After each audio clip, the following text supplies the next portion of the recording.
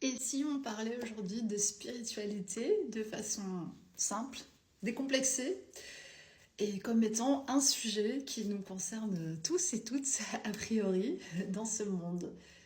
Spiritualité, ça vient de spirit, l'esprit, et nous sommes, pour tous ceux comment dire, qui se définissent de cette manière, et qui ont cette conception, nous sommes des esprits, une conscience qui est incarnée dans la matière. Ça, c'est un petit peu le présupposé qui est dans toutes les philosophies et spiritualités. Nous sommes issus d'une immense intelligence universelle qui nous dépasse, qui est une source que certains appellent le divin, d'autres Dieu, d'autres la source, que d'autres ne nomment pas. Mais en tous les cas, qui a la volonté de s'incarner de matière, de matière, bah oui, de matière, dans la matière, mais de manière organique, et d'expérimenter la vie sous de multiples formes. Ça fait des années que je me passionne pour ce sujet. J'ai toujours aimé la métaphysique, la psychologie, la philosophie. J'étais très curieuse et j'ai vécu moi-même des expériences qu'on pourrait nommer mystiques, métaphysiques ou de connexion avec le divin. C'est d'ailleurs ce qui m'a amené à faire pas mal de changements dans ma vie, à créer le jeu Amaya, notamment, qui est un jeu qui ancre la lumière dans la matière et qui explique clairement le rapport entre ce plan vertical et le plan horizontal dans lequel nous vivons, le plan de l'incarnation. Je trouve que c'est un sujet qui est peu abordé, malgré qu'on entend partout parler de spiritualité, mais à mon sens, c'est toujours un peu de la même manière. Et c'est normal parce qu'il y a eu un grand courant qui s'est développé et qui a emmené une flopée de personnes à une certaine forme d'éveil. Et je pense que c'est très bien, c'est positif. Maintenant, pour moi, qui suis quelqu'un d'assez terre à terre dans ma vision, c'est important de vérifier qu'on est au bon endroit, c'est-à-dire est-ce que notre spiritualité nous amène à être une personne plus intégrée, plus douce et plus simple. Pour moi, ce seraient les qualités ultimes du divin. Et il suffit en fait de se connecter à la vie ou à la vibration intérieure ou à son cœur pour sentir ça. C'est indescriptible avec des mots humains. Et je pense que tous ceux qui ont été touchés par la grâce à un moment donné dans leur vie, savent à quel point c'est difficile de rendre cette expérience avec des mots. Et en même temps, cette qualité-là, cette vibration, elle nous transforme profondément, cette lumière-là, elle nous transforme et elle nous amène à laisser de côté des parts de nous, justement, qui jouaient beaucoup de rôles, qui étaient liées à nos traumas, à nos histoires d'enfance, à plein de choses. Donc la spiritualité, pour moi, elle est très vaste. C'est pas juste un livre avec des codes, c'est pas juste une manière de voir la vie, c'est, on pourrait dire, ce dans quoi nous sommes baignés, puisque l'existence humaine, pour moi, elle consiste à incarner l'intelligence divine, l'intelligence de la source, l'intelligence de la vie, l'intelligence du vivant, appelons ça comme on veut, dans la matière, et notamment à travers les êtres humains, qui sont des êtres assez particuliers, puisque nous sommes quand même, a priori, normalement doués d'intelligence, jusqu'à un certain point, j'en conviens, et de discernement. Et justement, c'est de ça que j'ai envie de parler. C'est que, c'est marrant parce que je fais une prière sans le faire exprès, c'est que c'est un geste vraiment énergétiquement qui a beaucoup de sens. Hein. On met les deux polarités en paix, on se recentre. Donc ce geste-là n'appartient pas à la religion, je tiens à le préciser. Il est aussi naturel en fait dans le corps, tout simplement. Je vous invite toujours à faire vos propres recherches. Pour moi, la spiritualité, c'était une quête très personnelle dans laquelle j'ai beaucoup voyagé, exploré. J'ai fait des voyages de conscience, j'ai canalisé des choses, j'ai exploré des dimensions de moi-même, mais aussi des dimensions dans le subtil. Et je trouve que c'est un chemin qui est très personnel et qui à la fois est fait de plein de rencontres avec des livres, avec des vidéos, avec des gens, avec des circonstances, et que c'est dans notre vie que se révèle le réel degré, on va dire, d'ouverture de cœur que l'on a. Pour moi, il n'y a pas d'autre but à la vie que la vie, mais dans cette simplicité d'être, je pense qu'on a tous beaucoup à gagner, parce que ça nous rapproche vraiment très fortement de cet espace où il y a moins de mots, moins d'agitation, moins de questionnement aussi, et qu'on est beaucoup plus proche de ce qu'est naturellement la vie. Et c'est pour ça que les temps de prière, de repos, de méditation, quelle que soit la forme que vous leur donnez, ils restent totalement essentiels à mes yeux, dans un monde qui est fait de multiples sollicitations, agitations, dans lequel on a vraiment beaucoup de raisons de perdre la tête et parfois de perdre espoir. Donc pour moi, la spiritualité, c'est aussi une manière de complètement rentrer dans l'espoir. Et personne aujourd'hui ne peut prouver ou attester qu'il a vu Dieu. Parce que c'est tellement grand comme idée, c'est tellement au-delà de nos conceptions habituelles que c'est difficile d'apporter un éclairage simple, j'ai envie de dire. Et je crois beaucoup, moi, au geste, à l'action inspirée, au fait de se laisser guider par cet espace-là qui est en nous. Mais il faut avoir envie d'ouvrir la porte et de petit à petit intégrer de plus en plus ces plans-là, les plans verticaux, qui ne sont pas supérieurs. Hein. C'est l'enracinement des pieds à la tête avec une ouverture voilà, de notre colonne de lumière. Donc c'est simplement presque géométrique quand je dis vertical. Mais c'est simplement aussi, je trouve, une manière d'aimer la vie, de faire confiance à la vie, de faire confiance au divin, de remettre une partie aussi de la charge supposée qu'on a dans les bras de cette intelligence supérieure et de se sentir guidé. Ça a de nombreux avantages, même si il n'y a pas besoin de vendre la spiritualité ni le divin, ni de le marketer, hein, même si sur les réseaux c'est pas mal quand même, il y a de quoi faire. C'est simplement pour vous dire que c'est quelque chose de très personnel qui se révèle dans plein de fibres différentes, à travers plein d'êtres humains différents, qu'il n'y a pas une, mais des spiritualités, que chacun crée sa relation à Dieu, au divin, à la vie, ou appelons ça comme on veut. Certains n'ont pas besoin d'utiliser des mots ou d'intellectualiser le processus. Il se fait naturellement chez eux, ils sont connectés à la vie, et leur cœur est déjà ouvert, et c'est magnifique. Et d'autres ont besoin d'aller rechercher cette part en eux, d'aller se connecter dans ces espaces-là pour se redécouvrir et se réouvrir, j'ai envie de dire, moi, de façon très simple, à la magie de la vie, à la beauté de la vie, à la force de la vie aussi, parce que c'est une énergie qui nous porte énormément et qui nous permet justement, tout comme la passion, qui pour moi est reliée, il y a un terme d'ailleurs religieux qui parle de la passion du Christ,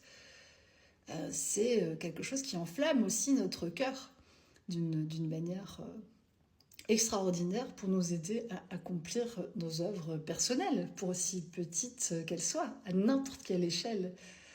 Donc voilà, j'espère en tout cas que tu as trouvé une forme de spiritualité dans ta vie qui te rend heureux, qui te fait sentir connecté à toi, aux autres, et qui te permet d'être peut-être un petit peu plus amoureux de la vie.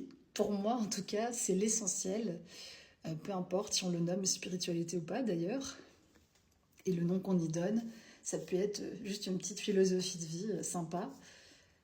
Donc voilà, si tu as envie, partage-moi où tu en es par rapport à ta relation au divin, à la source, à la spiritualité, est-ce que ça te parle ou pas? Et puis voilà. Bienvenue par ici si tu viens de débarquer. Et puis sinon, à très vite. Ici, on parlait de l'ascension. J'aime bien démystifier les concepts spirituels et les rendre compréhensibles. Et surtout, aller dénicher ce qui est vrai et ce qui est faux. Est-ce que c'est juste un beau mot, New Age, l'ascension, ou est-ce que réellement, les humains, en ce moment, la planète est en train de monter en vibration? Et de quelle manière? Qu'est-ce que ça signifie pour nous? C'est intéressant pour moi, comme dans tous les autres sujets, de faire ses propres recherches. Donc ce que je vais vous livrer, c'est uniquement le fruit de mes recherches personnelles et ce que j'ai compris par rapport à mon chemin de ces dernières années. L'ascension, qui peut être vue comme un terme spirituel, il ne signifie pas qu'on monte au ciel, comme on pourrait se l'imaginer, mais que le ciel descend sur la terre. C'est plutôt comme ça, si on veut reprendre des termes qui ont été utilisés dans certaines religions. Qu'est-ce que ça signifie? Ça signifie simplement que la conscience reprend ses droits et que la vibration, quand elle augmente, elle est plus proche de ce qu'est la source. Puisque la source, elle est forcément haute en vibration, très haute en vibration, pleine, entière, bouillonnante, pleine de vie et de créativité. Et que si nous, on vivait en accord total avec ces énergies-là, on serait tous quand même plutôt des êtres rayonnants, plein de vie, plein d'énergie. Il suffit de regarder un peu autour de soi pour faire un petit bilan rapide de l'état du monde et se demander si vraiment on est tous en bonne santé et plein de vitalité. Donc l'ascension, ça signifie tout et pas grand-chose pour les personnes qui n'y croient pas, qui pensent, qui se disent que c'est un beau truc ésotérique, que des gens se racontent pour se rassurer pendant que le monde est en train de complètement partir en... Et moi, personnellement, j'ai eu beaucoup de révélations et d'informations sur ce sujet-là. Donc, j'y crois, mais à ma manière. C'est-à-dire que je pense qu'effectivement, il y a une percée de conscience actuellement après des siècles de... Voilà. Dont nous gardons un certain héritage et que la conscience revient s'incarner plus pleinement dans la sphère ici, tout simplement aussi parce que notre Terre est en train de changer d'espace-temps. Bon, c'est dur à comprendre sans un minimum de notions de physique quantique, voilà. Et en plus, les notions qu'on a sont très approximatives, mais en gros, ce que j'ai compris, c'est que la Terre se déplace, et qu'en se déplaçant, elle va changer de dimension, tout simplement. Puisque l'espace et le temps sont liés. Donc on va rentrer dans un autre espace, et ça prend un certain temps.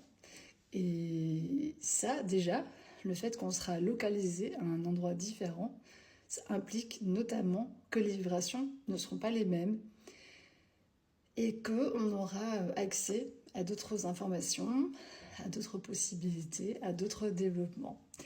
Mais vu qu'on est sur une terre de libre arbitre, il faut que ce choix il soit clair et qu'un maximum d'individus portent en lui cette lumière pour qu'on décide tous ensemble de prendre ce tournant.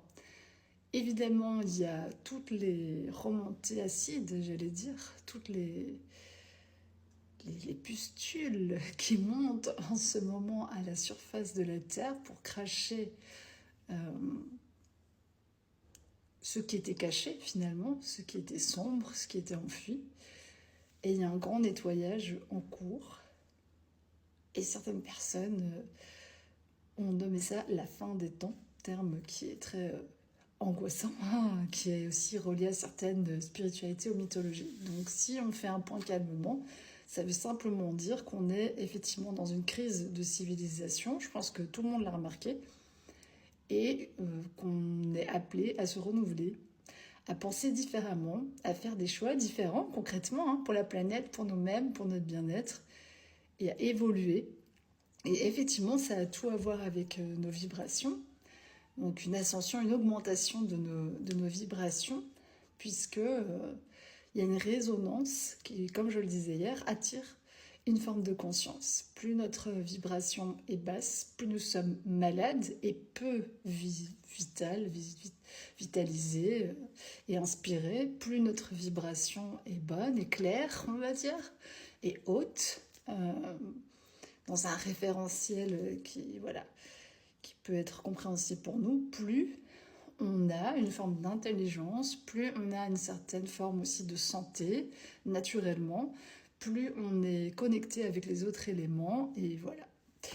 Donc on a quand même tout intérêt à s'intéresser à la question, surtout que les anciens piliers de la société sur lesquels nombreux d'entre nous se sont reposés auparavant, que ce soit pour la santé, l'éducation, l'argent, la nourriture, etc., la culture, sont en train quand même doucement de montrer leurs limites et que c'est à nous de nous interroger sur ce qu'on veut vivre dans les années à venir et comment nous, on décide de prendre ce tournant.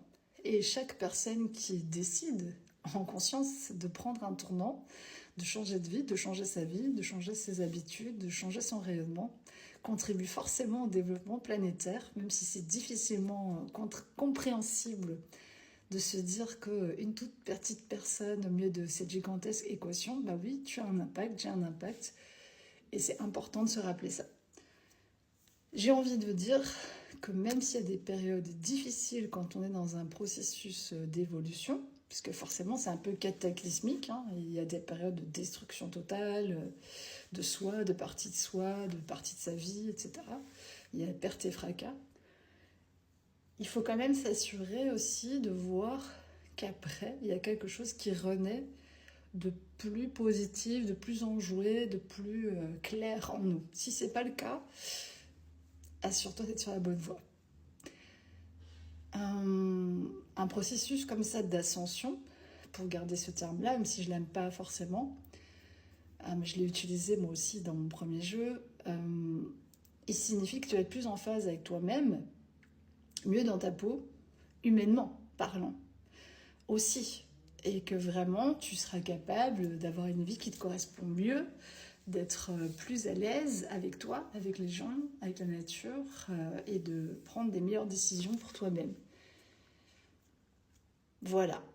Et si tout le monde faisait juste ça, on irait tous déjà un peu mieux. Donc l'ascension, c'est à la fois une histoire personnelle et collective. On est forcément pris dans les lignes du temps collectives avec des décisions qui ne sont pas entièrement reliées avec nous et notre volonté propre. Mais c'est pas pour ça qu'il ne faut pas continuer à mettre sa petite goutte dans l'océan et à dépasser tous nos anciens conditionnements, toutes les anciennes croyances et à vraiment se créer une vie nouvelle, inédite, qui est purement 100% issue de notre essence intérieure, donc de on va dire la partie ciel, avec le pull, ça le fait, la belle couleur du ciel, le bleu, qui vient s'incarner avec nous et qui nous donne beaucoup plus de possibilités aussi dans la matière pour nous aider à bien vivre cette incarnation. Dis-moi en commentaire si ça t'a parlé, si tu as envie que je développe d'autres sujets qui sont de près ou de loin liés à ce terme de l'ascension. Et voilà, si tu connais pas, ça te parle pas. Dans tous les cas, les commentaires sont les bienvenus, bienveillants évidemment. Voilà, prenez soin de vous, passez une belle journée et puis continuez à exploser de toutes vos belles couleurs dans ce monde sans vous gêner. Ciao. Est-ce que tu es bien réveillé? On va parler de l'éveil. L'éveil spirituel, qu'est-ce qu'on veut dire par là? C'est quoi l'éveil spirituel? L'éveil, ça voudrait dire qu'on oppose quelque part l'idée d'être un peu endormi ou inconscient avec un autre état d'être, un autre état de conscience où on est plus éveillé, plus vif, plus vivant, plus connecté aussi au monde qui nous entoure et aux autres. En gros, je t'ai résumé en très très vite fait ce qu'est l'éveil. Évidemment, il y a beaucoup de gens qui se sont emparés de cette notion. Et selon les philosophies, selon les spiritualités, on parle de stades d'éveil différents, il y a des pratiques supposément initiatiques aussi qui amènent vers des stades et des états d'éveil de conscience. J'ai envie d'un peu balayer tout ça sur le côté pour un moment et de retourner dans une très grande simplicité. C'est quoi l'éveil vraiment purement et simplement? C'est s'éveiller à soi-même, s'éveiller à différents niveaux de réalité et aussi réunir tout ce monde, tout ce petit monde à l'intérieur de soi. Un petit peu à l'image de la couleur que je porte, c'est aussi le meilleur moyen de faire la paix avec soi, avec le monde, avec les autres et d'entrer en grâce. Donc l'éveil, les éveillés ne sont pas forcément des gens qui savent tout ou qui sont surpuissants ou qui dominent le paysage. C'est tout simplement des gens qui sont conscients d'eux-mêmes, conscients de leurs capacités, conscients de leurs ombres, conscients des difficultés réelles de l'existence et qui malgré tout persistent à avancer dans cette quête personnelle qui consiste à plutôt rechercher la lumière, la beauté, à continuer à voir la beauté de l'expérience, de l'existence, de soi-même et des autres. Et c'est vraiment à mettre à part pour moi du sujet de l'éveil des capacités dont j'ai déjà parlé. Oui, ça peut être concomitant chez certaines personnes, mais pas forcément chez d'autres, puisque comme je l'ai indiqué, il y a beaucoup d'origines stellaires qui sont présentes actuellement sur Terre, et tout le monde n'est pas venu avec les mêmes fonctionnalités, on va dire, tout simplement. Et il y a des gens pour qui ça se fait tout simplement au cours de leur existence, sans même qu'ils aient à y penser, ils œuvrent, ils font des choses tout simplement parce que leur cœur leur dicte de suivre un chemin. Et pour d'autres, ça passe vraiment par des voies d'études, d'apprentissage spirituel, d'approfondissement de certaines philosophies, de découverte de soi, etc. Donc il n'y a pas un chemin d'éveil, déjà il y a de multiples chemins d'éveil. Et il y a différents stades, niveaux. Et c'est pas une gradation comme malheureusement la religion ou d'autres philosophies nous le font croire avec le tout grand maître éveillé et puis des disciples, des adeptes, des gens qui sont en chemin. Pour moi, c'est beaucoup plus nuancé encore une fois. On est tous en chemin perpétuellement. Plus tu avanceras sur le chemin, plus tu verras qu'il y a encore à découvrir et à comprendre sur ce monde et sur soi-même. Donc en fait, c'est une quête infinie de sagesse. Moi, vraiment aujourd'hui, je la définirais comme ça. Il y a des instants dans l'éveil qui sont très inconfortables et d'autres qui sont plus confortables parce que tu vas t'ouvrir peut-être à de l'amour, à des plans de vie extraterrestres pour ceux que ça passionne, à commencer à communiquer avec d'autres dimensions. Et là, tu vas être plus exalté, heureux parce que c'est une ouverture vers le monde. Et à d'autres moments, tu vas complètement t'effondrer à l'intérieur, replonger dans tes racines, avoir l'impression d'être écrasé, d'être mis en pièces. Et c'est aussi une partie de l'éveil. C'est juste des stades qu'on traverse. Et en fait, il n'y a pas un Jumanji qui serait le même pour tout le monde, un plateau de jeu. Il y a de multiples niveaux de jeu, de multiples manières finalement. Et j'ai envie de dire que tous les chemins sont bons tant qu'ils mènent à un éveil véritable. Alors, on entend beaucoup de gens, de prêcheurs de vérité, j'appellerais ça aujourd'hui, qui détiennent une partie de connaissances ou d'expériences et qu'on a tous envie de relayer, ce qui est logique, quelque chose qui nous a fait du bien, qui nous a aidé à traverser des épreuves. On a envie de le rayonner au dehors et de le donner à d'autres comme un cadeau qu'on a reçu.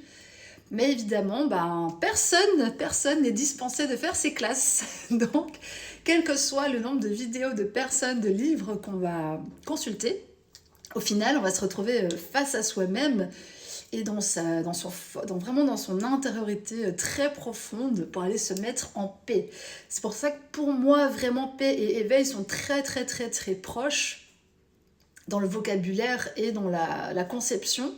Sont pratiquement synonymes parce que plus tu vas t'éveiller réellement à plein de réalités, à plein de choses, et plus quelque chose en toi va complètement se poser, s'apaiser, se mettre vraiment en paix avec ce qui est, avec tes propres parts difficiles, avec tes luttes, et justement, tu vas lâcher une grande partie de ton fardeau et choisir vraiment en conscience des sujets où tu mets de la passion, du cœur, de l'engagement, non plus parce que tu dois le faire, non plus parce que tu es en colère, non plus parce que tu es enragé de voir que le monde est comme ceci ou comme cela, mais tout simplement parce que vraiment ça t'anime profondément et que de l'intérieur de toi-même, il y a une lumière qui est beaucoup plus puissante que toi, que moi j'aime appeler la lumière divine, ou la conscience intégrale ou intégrée, l'amour, on peut l'appeler comme ça aussi.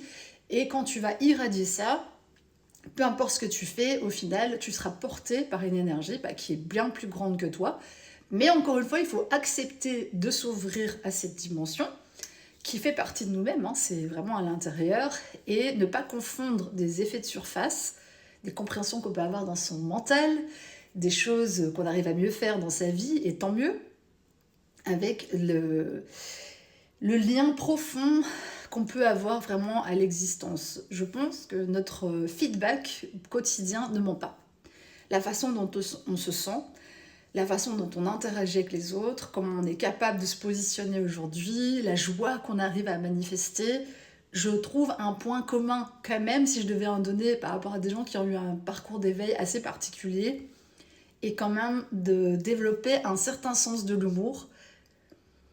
Parce qu'au final, au niveau cosmique, parfois on se rend compte que c'est incroyable de complexité, que ça nous dépasse tellement que la vie nous fait des fois des petits tours de magie, des petits... Enfin voilà, que c'est amusant, et qu'au final on est aussi complètement responsable de notre destinée à 100%, que finalement c'est souvent nous qui nous enterrons nous-mêmes dans des puits sans fond, et en même temps on crie au secours alors que il suffit de remonter. Et c'est vraiment, vraiment intéressant d'avoir, pour moi, ça aide énormément ce chemin de l'éveil, garder son sens de l'humour, garder l'humilité, parce qu'en fait, on ne sait pas grand-chose, hein, même au jour d'aujourd'hui, il faut en être conscient. L'énergie est en train de complètement nous amener dans la dimension du cœur. Et comme je l'avais précisé, je vais faire le lien avec la suite de mon activité. J'ai donc analysé une toile énergétique très, très particulière et très puissante, qui est un peu une redite de certaines choses que j'ai déjà travaillées, mais qui en même temps amène cette nouvelle multidimensionnalité dans le visible, et donc montre que notre système énergétique va complètement être modifié. Et là-dessus, je fais une proposition très particulière. Donc reste attentif, si tu as suivi jusqu'ici déjà, bravo, merci.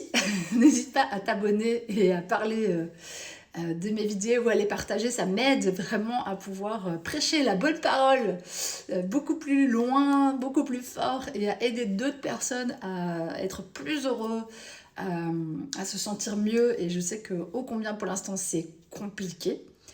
Et donc voilà, il y a une petite offre spéciale pour l'instant pour ce shift énergétique, dans lequel je vais expliquer vraiment ce qui va se passer dans cet éveil planétaire au niveau énergétique, qu'est-ce que ça va faire pour nous. Et j'offre aussi la possibilité aux personnes de communiquer directement avec moi et d'avoir 4 questions qu'elles me soumettent et auxquelles je donne une réponse. Voilà, donc j'espère que cette vidéo t'a plu. Je t'envoie plein de paix. Je te souhaite de trouver un peu de légèreté en cette fin d'année, parce qu'il va y avoir une masse d'informations aussi qui va circuler dans tous les sens. Peut-être que les fêtes, pour toi, c'est pas forcément aisé, c'est pas une période qui est facile pour tout le monde. Donc accroche-toi, si pour toi, c'est pas un spécialement bon moment, dis-toi que ça va vite passer, et puis qu'on est là. N'hésitez pas à relayer vers vos proches, vers des gens. On est des milliards sur Terre.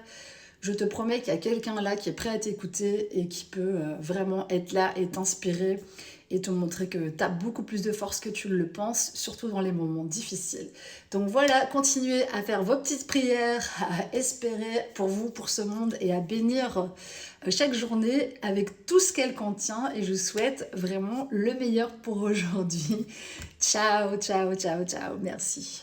La science et la vérité, c'est le sujet dont j'ai envie de parler aujourd'hui, parce qu'il y a beaucoup de choses qui se disent, et j'ai envie de vous amener une réflexion très ouverte sur le sujet de la science et de la vérité, parce qu'en ce moment, il règne une grande confusion, et évidemment, on va avoir une partie de l'opinion de certaines personnes qui vont se baser sur des faits supposément rationnels et scientifiques, et d'autres qui vont être beaucoup plus basées sur des opinions très personnelles, très polarisées. Qui a tort, qui a raison, où est la vérité et qu'est-ce que la science en réalité? J'ai vraiment envie qu'on ouvre les perspectives en grand. Merci à Christine qui m'a inspiré cette vidéo. Voilà, dans un échange de notes, un partage qu'elle m'a fait. Vraiment, c'est un sujet qui me passionne au plus haut point. Et j'ai envie déjà de vous dire que la science, ce n'est peut-être pas ce que vous pensez. La science, en fait, elle repose sur le fait de faire des expérimentations dans un cadre qui est contrôlé, donc avec une observation du scientifique qui va analyser des données et en tirer des conclusions. Donc déjà, je pense qu'en ayant dit ça, vous pouvez comprendre qu'il y a déjà plusieurs niveaux là où c'est pas forcément une vérité absolue. C'est la science, elle est valable pendant un moment, c'est une théorie qui est mise en pratique dans certaines conditions, en laboratoire ou dans certains types de milieux, observée et de laquelle on tire une conclusion pour un temps. Heureusement pour nous, il y a des présupposés scientifiques d'il y a quelques siècles qui ne sont plus vrais aujourd'hui aux yeux de tout le monde parce qu'on a compris et avancé que finalement c'était un peu plus subtil que ça. La science, c'est aussi et avant tout fait par des personnes, des humains. Donc ces humains-là, ils ont une culture, ils ont un agenda. Les expériences qui sont faites dans certaines universités, dans certains laboratoires, etc., elles émanent d'une philosophie. Donc c'est aussi subjectif, il y a quelque chose de culturel, de philosophique qui sous-tend un certain type de recherche. Pour preuve, vous voyez tous très bien, je suis sûre de quoi je veux parler, il y a des problèmes majeurs aujourd'hui qui ne sont pas adressés par la science. Or, on va avoir tout un tas de futilités, de gadgets, de choses absolument pas nécessaires à notre vie qui sont créées. Donc on voit bien déjà que il y a quelque chose dans l'équation qui n'a pas dû tourner très très rond. Alors, sans être Einstein, tu peux vraiment comprendre ce qu'est la science. Il y a plusieurs façons de faire dans la posture du scientifique. Il y a aussi le scientifique un peu comme l'ethnologue de l'époque qui allait observer des phénomènes naturels ou des peuples et qui en tirait des conclusions, j'ai envie de dire, qu'on a démontré qui étaient un petit peu aléatoires depuis et qui étaient basées sur la culture dominante de l'époque. Et c'est là-dessus que je veux venir, c'est que forcément la science, il y a une grande partie de la science qui est consensuelle. Pourquoi ? Parce qu'elle est payée par des organismes de recherche, eux-mêmes payés par des pouvoirs en place, et que les scientifiques indépendants aujourd'hui sont très peu nombreux. Et il faudrait en plus, pour faire des recherches de pointe, beaucoup d'argent. Est-ce que j'ai déjà résumé suffisamment à vos yeux pourquoi la recherche n'est pas totalement libre et pourquoi certaines inventions n'arrivent jamais à voir le jour ? Pourtant, logiquement, la science est censée être fondée sur le bien commun et nous aider à bien vivre ensemble et à évoluer dans la société. On voit aussi que certaines inventions scientifiques ont mené à des idéologies que je ne vais pas vous rappeler, mais qui ont causé des guerres ou des idéologies absolument absurdes sur les races. Donc, la science, en fait, elle peut tout démontrer et démontrer le contraire. Il y a vraiment la possibilité, par des expériences, de je vais te prouver que A et moi je vais te prouver que B. Donc c'est super. Et qu'est-ce qu'on fait avec ça ? Puisque les deux, on les a prouvés scientifiquement, peut-être avec une méthodologie différente, peut-être avec une approche différente. Mais il n'y a pas une vérité unique. Et pendant des siècles, pendant plein de temps, les gens avec leurs blouses blanches, les scientifiques, les grands écrivains, les grands philosophes ou les grands de ce monde, qui sont autoproclamés, je vous le précise quand même ici, estimaient être les piliers de la connaissance et que eux seuls avaient droit et accès et quelque part donner au petit peuple quelques petites miettes d'informations, voilà, et puis c'était bien suffisant. Aujourd'hui, on a accès à beaucoup plus d'éducation, bien sûr, et des gens font des études scientifiques, mais il faut bien quand même se conscientiser sur le fait qu'il y a des pans entiers de recherche qui ne sont pas du tout aujourd'hui mis à l'œuvre, parce que personne n'a intérêt à les financer. Dans la manne économique globale, c'est pas intéressant de trouver des solutions à ça de manière scientifique et rationnelle. Et en même temps, il faut aussi se dire que tout est subjectif. À un certain niveau, les théories plus anciennes ont été après contredites.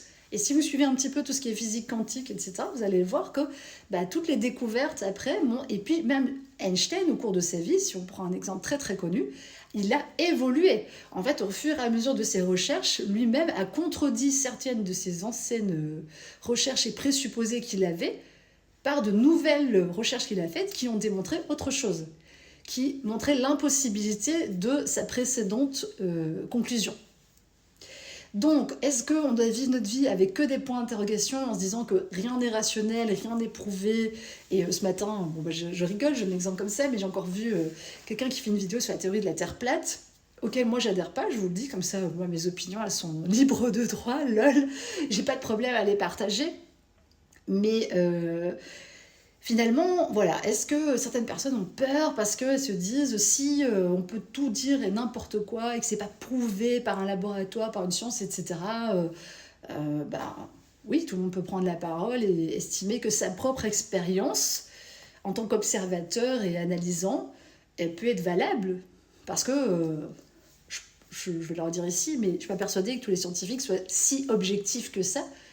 Et ils ont leur propre agenda, même au niveau personnel, ces gens-là vivent des choses, ils ont des ressentis, des émotions, quelles qu'elles soient, une construction du monde qui est déjà précédente à leurs expériences et qui amène un cadre à leur recherche. Et c'est logique.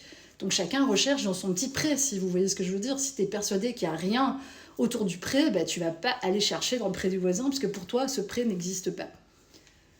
Donc il n'y a pas de science unique, il n'y a pas de science qui détient toute la vérité, il n'y a pas une théorie scientifique qui soit entièrement valable jusqu'à aujourd'hui et jusqu'à l'éternité, mais il y a des constantes. Il y a des constantes qu'on retrouve dans la nature, dans les lois de la nature, des choses qu'on peut vraiment facilement observer et pour lesquelles on n'a pas besoin de faire 40 années d'études, si vous voyez ce que je veux dire. C'est simplement des constantes. On voit qu'il y a une certaine géométrie, qu'il y a un certain usage de la forme dans la nature, que la vie s'architecture d'une certaine manière. Donc on est plutôt dans une posture beaucoup plus humble qu'une majorité de scientifiques, c'est-à-dire on observe ce que l'on perçoit, évidemment avec nos filtres, de la nature, à quel point elle est ordonnée, à quel point elle est bien faite, à quel point il y a des principes qu'on essaye on va dire, d'authentifier et de dire voilà, ça c'est la science a prouvé que, tu vois, mais tout est démontrable en fait, c'est ça que je voulais vous dire. Tout est démontrable dans un sens comme dans l'autre, et d'où l'importance ultime de devenir son propre chercheur de vérité, sa propre source de vérité. Et pour ça, pour moi, c'est important d'avoir une grande et large base de données, donc d'être curieux, d'être aussi de s'informer, mais de s'informer à différentes sources, de faire des recoupements d'informations, d'avoir un esprit critique, donc de ne pas boire toute information, puisque je rappelle quand même que il y a un matraquage de certains scientifiques au profit de certaines industries, et que sous couvert d'études de non, ça c'est pas dangereux pour la santé, sauf que 40 ans après, ah bah oui, toutes ces personnes-là, elles ont été empoisonnées parce que bah, à l'époque, scientifiquement, on pensait qu'on n'avait pas le recul nécessaire, et donc bah, on s'est tous fait niquer, tu vois. Donc, restons mesurés en fait sur notre maîtrise, notre approche de la vie, et surtout ouvert à tout le temps se re-questionner, redistribuer les cartes, sur bah, peut-être qu'il y a une autre manière d'aborder ça, qui serait aussi juste, valable, et de devenir vraiment, moi je t'invite sur cette vidéo à devenir un explorateur, chercheur dans ta vie, sans te prendre la tête, mais sans te dire que bah, tout ce qu'on m'a dit c'est vrai, bah voilà, on m'a toujours dit que... Voilà, je me casse pas plus la tête, c'est que c'est comme ça, et puis bonjour, bonsoir. Donc gardez le pouvoir à l'intérieur, et on a tous le pouvoir de faire des expériences à notre niveau, et d'être des petits et grands scientifiques, et si ça se trouve, toi tu m'écoutes là, c'est toi qui vas faire une invention qui va révolutionner le monde. Ou moi, qui sait.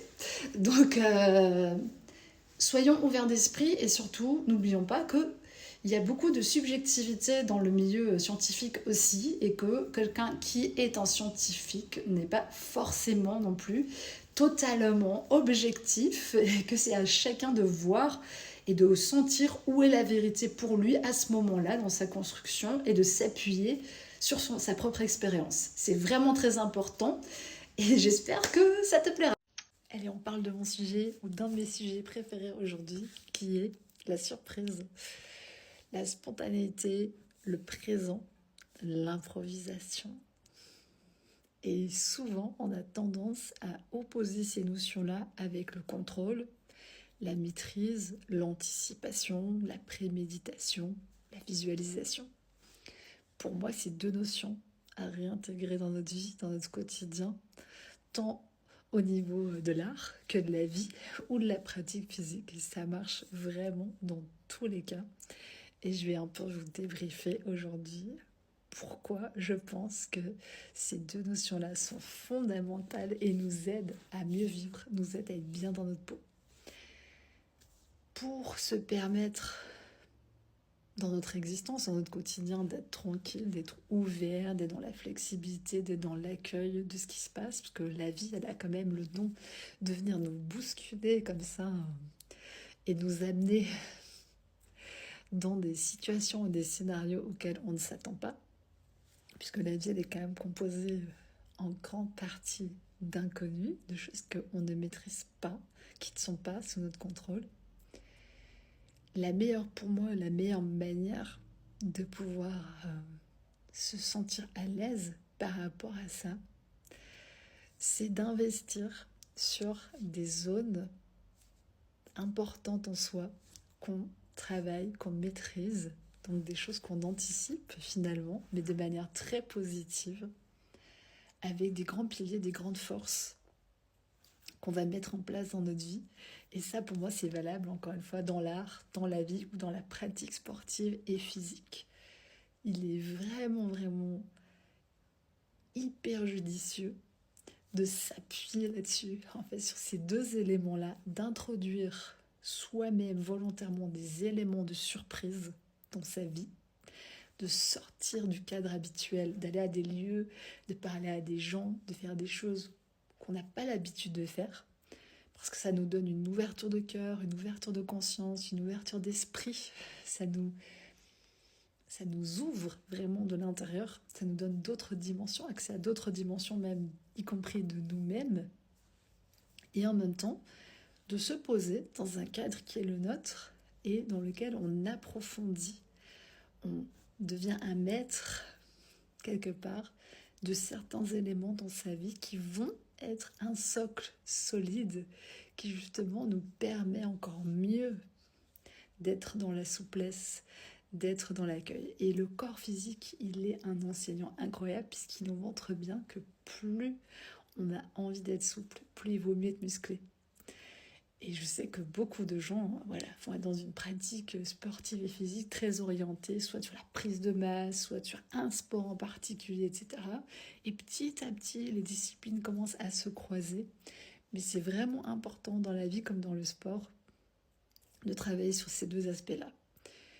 Du renforcement sans souplesse, ça n'a pas de sens. Et de la souplesse sans renforcement, ça n'a pas de sens non plus. Donc ces deux éléments-là, on ne peut pas les séparer. Ils vont ensemble.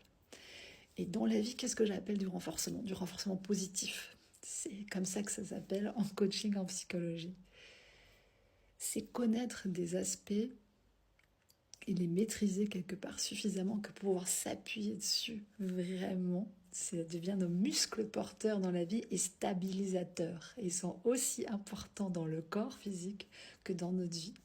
Pour moi, quels sont ces grands éléments, en résumé, dans la vie humaine? La résilience au niveau psychique et émotionnel. Connaître nos émotions, les apprivoiser, les accueillir, leur donner un espace d'expression. Savoir ce qui fait naître chez moi des émotions très positives, porteuses, et qu'est-ce qui m'amène des émotions négatives et comment je peux les traiter quand elles arrivent. Comment je peux les accueillir, comment je leur fais une place dans ma vie. Donc cet équilibre émotionnel, il est vraiment fondamental et c'est lui aussi qui nous permet finalement de faire face à tout ce qui va venir nous décontenancer, nous surprendre, nous jeter par terre, nous jeter dans les cordes. À des moments, on va tous mordre la poussière, on va faire des deuils, on va avoir des moments de notre vie où ça va être compliqué. Donc avoir cette base déjà émotionnelle assez forte, assez stable, ça va vraiment nous permettre d'absorber les changements plus facilement. Deuxièmement, et j'en ai déjà du coup abordé un petit peu l'idée, une base physique. Une bonne santé et une base physique, se sentir bien dans son corps, bien dans sa peau, ça va vraiment plus loin que juste pratiquer du sport, parce que notre corps physique, il est relié directement à nos émotions et à nos pensées. Et en fait, c'est un travail qu'on ne peut pas faire l'un sans l'autre.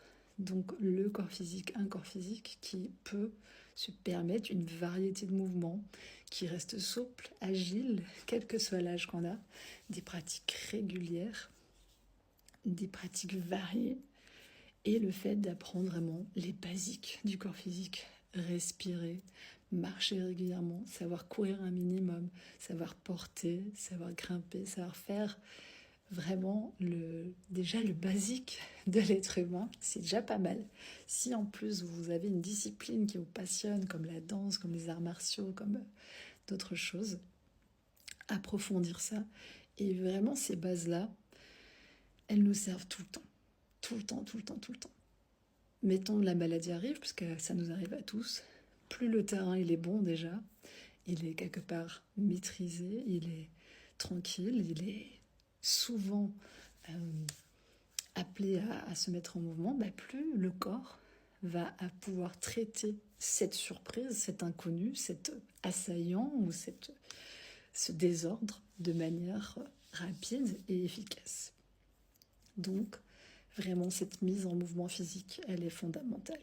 Et en plus, elle va impacter notre façon de penser et notre façon de nous sentir au niveau des émotions. C'est prouvé puisqu'on va créer aussi des hormones différentes à partir du moment où on a vraiment suffisamment d'activité physique. Donc ça, pour moi, déjà, c'est les deux piliers, une résilience émotionnelle et une pratique physique régulière, quelle qu'elle soit. Troisièmement, évidemment, qu'en tant qu'artiste, je vous inviterai à vous intéresser à une expression artistique, quelle qu'elle soit, parce que ça va vous sublimer, donc vous donner aussi cet aspect verticalisant, avec un peu de chance, de vous connecter à des énergies hautes, à l'inspiration divine, à plein de choses merveilleuses, et en même temps à vos émotions, à vos douleurs, à exprimer des choses à l'intérieur de vous. Donc l'art, c'est une thérapie gratuite, quelque part, que vous pouvez vous appliquer vraiment assez régulièrement. Et quatrièmement, la chose que je vous conseille grandement, si ce n'est pas déjà fait, c'est d'ouvrir votre conscience et votre cœur le plus possible. Parce qu'effectivement, je pense que c'est une des qualités humaines qui est déjà assez difficile, évidemment, à développer, mais qui nous permet de rester humain, de rester ouvert, quelles que soient les situations, parce que on n'est jamais vraiment en contrôle de ce qui se passe, et il y a plein d'éléments extérieurs qui interviennent et d'autres personnes. Et donc c'est important de garder le cœur ouvert pendant tous ces moments-là, et surtout quand c'est difficile, souvenez-vous-en. Cinquième élément, les autres, les relations. Regardez nos doigts, comment ils se mettent à merveille les uns dans les autres. Les relations, c'est fondamental. Notre relation aux autres, tout ce qu'on peut apprendre et aller justement à la rencontre de personnes surprenantes, différentes de nous, qui vivent dans d'autres endroits, qui cultivent d'autres passions et s'enrichir de ça. C'est vraiment, vraiment important. Croiser les informations et faire un tri pour nous. Voilà, ça serait un peu les piliers principaux que moi je vous proposerais d'utiliser dans votre vie pour pouvoir à la fois bénéficier d'une belle préparation, d'une préparation régulière, d'un entraînement et qui peut vous servir dans la vie, et cette présence, cette ouverture, cette capacité d'improviser à tout moment avec ce qui est, avec les gens qui sont là, avec ce que la vie nous propose. Et je trouve que c'est toujours intéressant de faire un petit mariage des deux. Donc voilà, dites-moi ce que vous en pensez dans les commentaires. Où est-ce que vous en êtes aujourd'hui? Quelle part à la surprise? Est-ce que vous êtes hyper contrôlant? Vous maîtrisez tout, vous anticipez le moindre mouvement? Ou est-ce que vous laissez porter par la vie et vous êtes capable comme ça de naviguer un petit peu au vent, comme il est, selon les courants que la vie vous amène?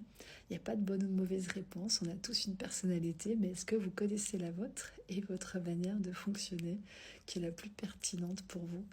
Je vous souhaite en tout cas une très belle journée, et puis je vous dis à très bientôt, ici ou ailleurs, pour d'autres partages de cœur.